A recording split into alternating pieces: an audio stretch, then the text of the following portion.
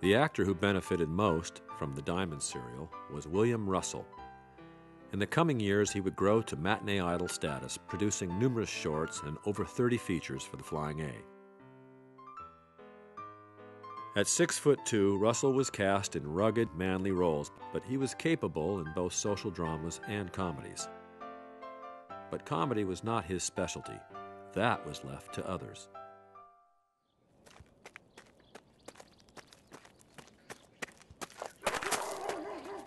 Perhaps the star most on the rise by 1916 was Charlie Chaplin. Froyler's Mutual offered Chaplin a record-setting salary of $670,000, and it was heavily speculated that he would move to Mutual's primary supplier, American.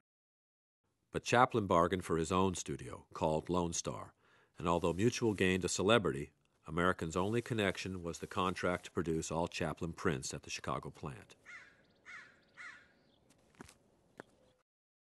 But the Flying A wasn't about to be shut out of the comedy market and contributed their own comedy team, Clarence Kolb and Max Dill, who were very popular on the vaudeville circuit. While Chaplin was carefully crafting two-reelers at Lone Star, Kolb and Dill jumped in with all 4 feet. Sometimes the critics were less than kind.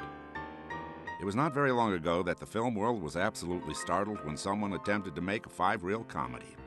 The masters of comedy still fight shy of the task and would give the attempt long and serious consideration. Yet, we find Kolb and Dill have breezed into this proposition with the backing of American as nonchalantly as if making a 5-reel comedy was real child's play. If you are presenting films for an audience of less than 50% intelligence, or for transients, or people who don't care very much whether it is good, bad, or indifferent, as long as something is happening on the screen, then this may be satisfactory. If your patronage is made up of community folk who come to you regularly, I would surely steer clear of this stuff. But the country's mania for movies continued to grow, and programs had to be filled, and the Kolb and Dill films made money.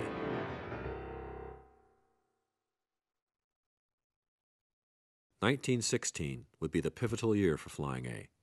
Emphasis was shifted firmly to features. William Russell Productions joined Margarita Fisher's output, and the studio saw even greater opportunities ahead. A third star would complete the crown, and American looked to Los Angeles, where a Metro star was just completing a 6-picture contract.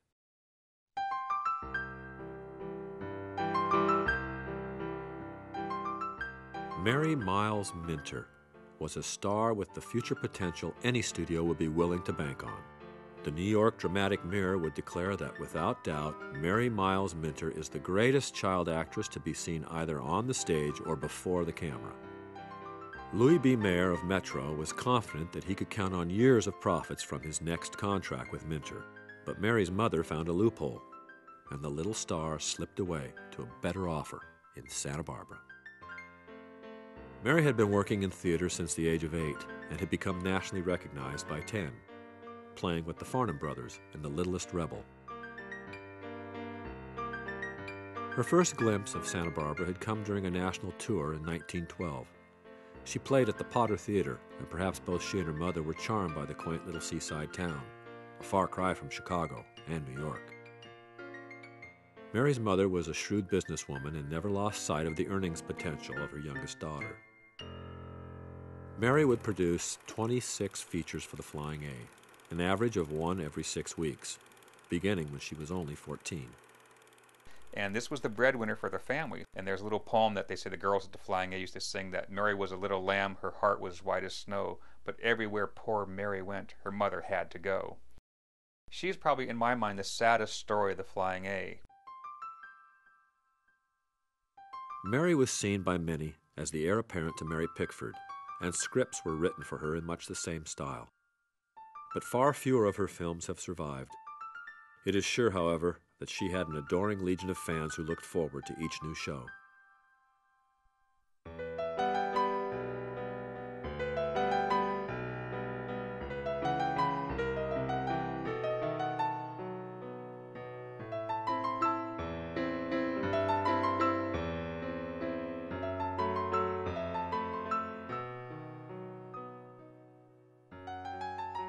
This production proves conclusively the beauty and charm of the little star who makes her first appearance here under the Mutual banner.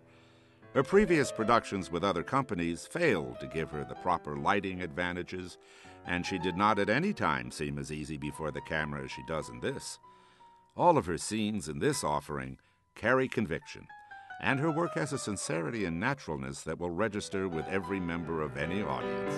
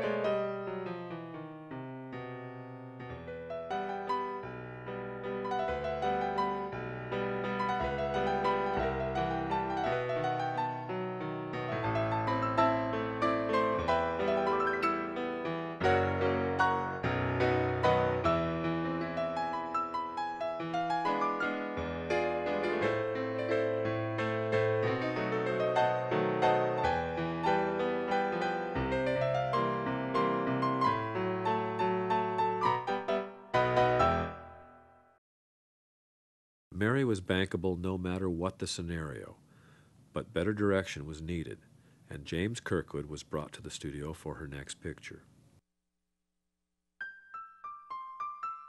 Mary was known to the movie-going public as the million-dollar girl, and one writer would say she was a golden peaches and cream kind of girl, and those who did not like her might quite reasonably go on to declare they did not like sunshine either.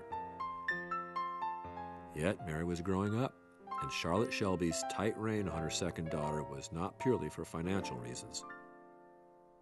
Mary's older sister, Margaret, would later claim that director Kirkwood had seduced the 14-year-old and that an abortion was performed.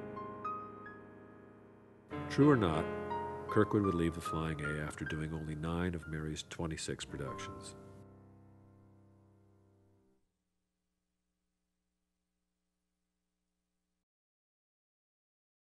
In 1917, Chaplin would complete his contract with Mutual, and the distributor would lose their most popular star. That placed even greater pressure on Flying A to produce box office hits. In the fall, the United States would finally enter the World War, and the war effort would shift the country's attention away from the movie screens. But theater screens were becoming the most important topic for the industry. The new race fell to theater acquisition, an area that Mutual had all but ignored. Freuler resigned as president, and in 1918, American had to scramble to put a good face on a bad situation. For the first time, American is in a position to control the distribution of its own product. We have been acknowledged as a producer of really worthwhile pictures. Our studios and laboratories have been conceded to be second to none in the country.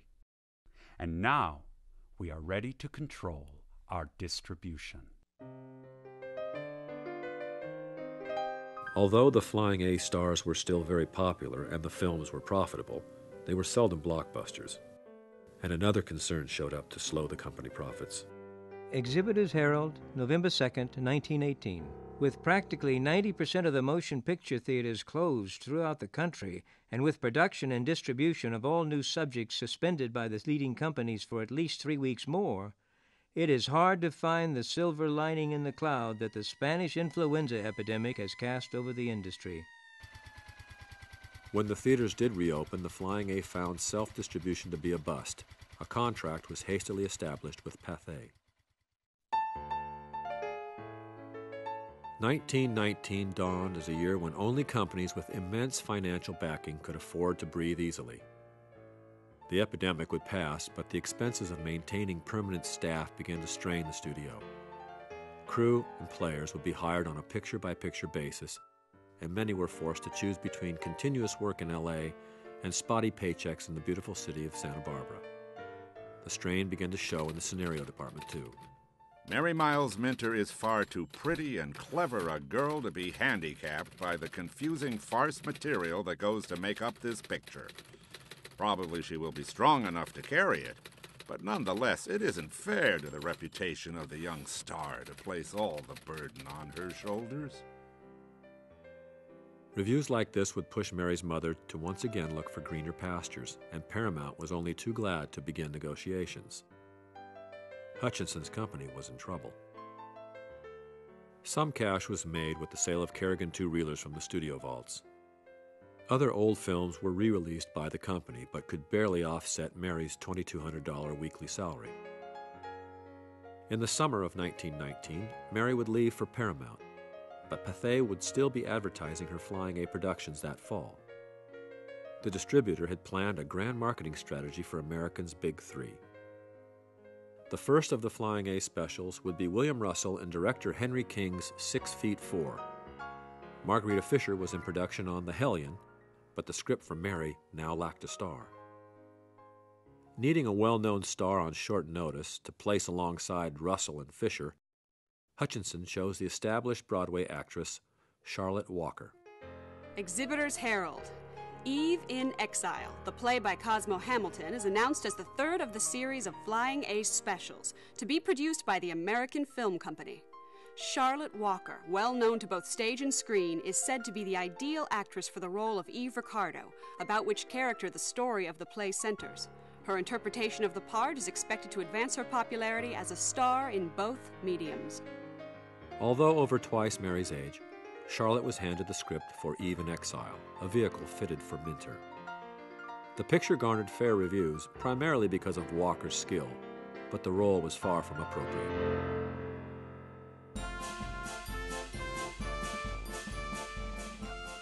In the fine tradition of the motion picture industry, public relations work never hinted at the studio's troubles. William Russell would soon leave for opportunities at Fox. And in 1920, Mary Miles Minter would reappear, this time in the form of a lawsuit claiming unpaid salary due. American countersued that Mary had not fulfilled her contract. The all-male jury sided with the $1 Million Girl, and she collected another $4,000, but the publicity did neither side any good.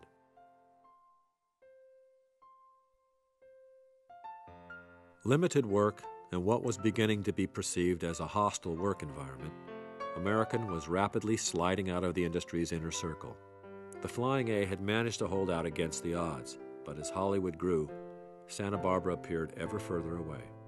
So if you're up here in Santa Barbara, you're kind of out of the loop with what other people are doing, and they may share those things with you, but pretty much you're isolated. It's not just the parties and staying in the limelight in Hollywood as much as sharing the experience of what was new and innovative, what was going on. What I find really intriguing about the Flying A Film Company is that it lasted for 12 long years.